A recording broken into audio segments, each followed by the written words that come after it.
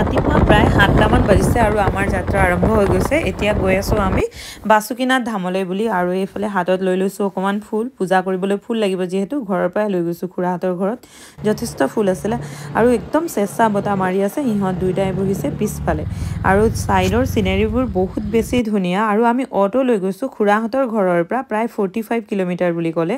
আৰু CNG auto যেতিয়া ইমান বেছি আনকমফৰ্টেবল নহয়, কমফৰ্টেবলে আৰু ৰিজনেবল প্ৰাইজত পাইছোঁ, সেইকাৰণে গৈছোঁ। আৰু এইখিনি হ'ল ত্ৰিকুট পৰ্বত। এই পৰ্বতটো বহুত ধুনীয়া। তাতে কোনোবা এটা ঠাইত অকণমান গণেশৰ বা হাতীৰ হুৰটোৰ নিচিনাও জেগা এটা আছে, কিন্তু বৰষুণ দি থকাৰ কাৰণে মই বৰ বেছি ৰেকৰ্ড কৰিব নোৱাৰিলোঁ আৰু অটোৰে গৈ থাকোঁতে ৰেকৰ্ড কৰিছোঁ, কাৰণ আজি আমি আকৌ ৰাতিলৈ আমাৰ ট্ৰেইন আছে, সময়মতে ঘূৰি আহি পাব লাগিব। আৰু তাত দৰ্শন কি কেনেকৈ হয় সেইবিলাকৰ বিষয়ে আমি ভালকৈ নাজানো।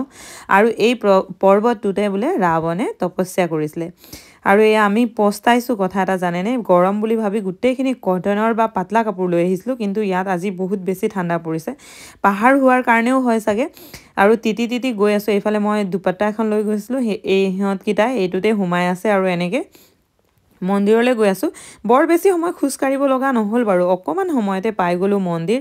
আৰু মন্দিৰৰ বহুত ওচৰলৈকে অটো যায় আৰু দৰ্শন কৰাও ইয়াত বৰ বেছি দিগদাৰ নহয়। এয়া ভিতৰলৈ সোমাই গ'লোঁ আৰু পূজা অৰ্চনা কৰিবলৈ এতিয়া ৰেডি হৈ গৈছোঁ। আৰু ইয়াত প্ৰত্যেকটো মন্দিৰতে এনেকৈ ফুট লগাই দিয়া মানুহ থাকে, যিহেতু আজিকালি এই বস্তুটো ট্ৰেণ্ডত চলিছে। আপুনি য'তে যাওক এনেকৈ ফুট লগাই দিয়াটো। আৰু এইবাৰ বাৰী আহিলে ভগৱানলৈ মানে মেছেজ দিয়াৰ বুলি কৈছোঁ আৰু আজিৰ দিনত দেই, ভগৱানলৈ বাৰ্তা প্ৰেৰণ কৰাৰ বা তেওঁক ক'বলগীয়া কথাখিনি কোৱাৰ। আৰু যিখিনি মোৰ ক'বলগীয়া আছিলে বা তেওঁক যিখিনি দিবলগীয়া ধন্যবাদ আছিলে সেইখিনি মই দি আছোঁ। এইফালে দেখিছেনে সময় নাই কাৰো, কাৰণ বহুত ভিৰ, ওপৰৰ পৰাই মানুহে পূজাও কৰি আছে। আৰু এইফালে ল'ৰা, এই দুইখিনিহে ৰেকৰ্ড কৰিব পাৰিলোঁ। আৰু এতিয়া ধুনীয়াকৈ দৰ্শন কৰি মেলি ভিতৰত হৈ গ'ল। আৰু ইয়াতে চাউথ ইণ্ডিয়ানৰ বহুত মানুহ আহিছিলে, তেখেতসকল কোনোবা ডাঙৰ মানুহে হ'ব, লগতে তেওঁলোকৰ কিবা বজোৱা ইনষ্ট্ৰুমেণ্টো লৈ আহিছে, তেখেতসকলে বজাই বজাই ভগৱানৰ পূজা কৰি আছে। আৰু আমাৰ লাক ভাল বুলি ক'ব লাগিব, কাৰণ তেখেতসকলে VVIP আছিলে চাগে, বহুত বেছি মানুহ আছিলে। আৰু আমাৰ দৰ্শন কৰি শেষ হৈছে, তেওঁলোকৰ কাৰণে গেটটো খুলি দিছে, আমিও দৰ্শন কৰি শেষ কৰিছোঁ। আৰু এইফালে বাসুকীনাথৰ ধামতো আছে, এইটো এটা ডাঙৰ কুণ্ডই বুলি ক'ব লাগিব। আৰু এতিয়া ঠাণ্ডাত বহুত বেছি অৱস্থা বেয়া জানেনে, পূৰা তিতিলোঁ। আৰু লগতে এনেকুৱা ডাঙৰ ডাঙৰ শ্বল পায় ইয়াত কিনিবলৈ, চাদৰ বুলি কয় বোলে, দাদাক সুধি আছিলোঁ মই। আৰু এই চাদৰ দুখন লৈ ল'লোঁ আমি দুইজনী বাই ভনীয়ে।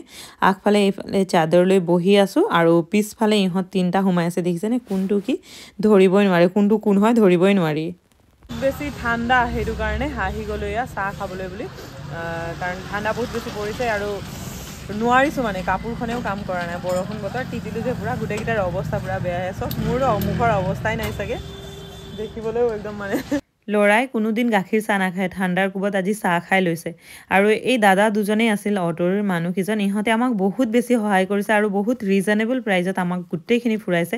প্ৰথম দিনাও এই দাদাহঁতে আমাক হোটেললৈ লৈ গৈছিলে আৰু বহুত ভাল লাগিল তাহাঁতৰ লগত ফুৰি, সেইকাৰণে আকৌ আমি তাহাঁতৰ লগতেই গৈছিলোঁ বাসুকীনাথ ধাম। আৰু টাৱাৰ চক পালোহি, ইয়াতে অকণমান বজাৰ আছে, তাৰপিছত আকৌ যাম খুৰাহঁতৰ ঘৰ।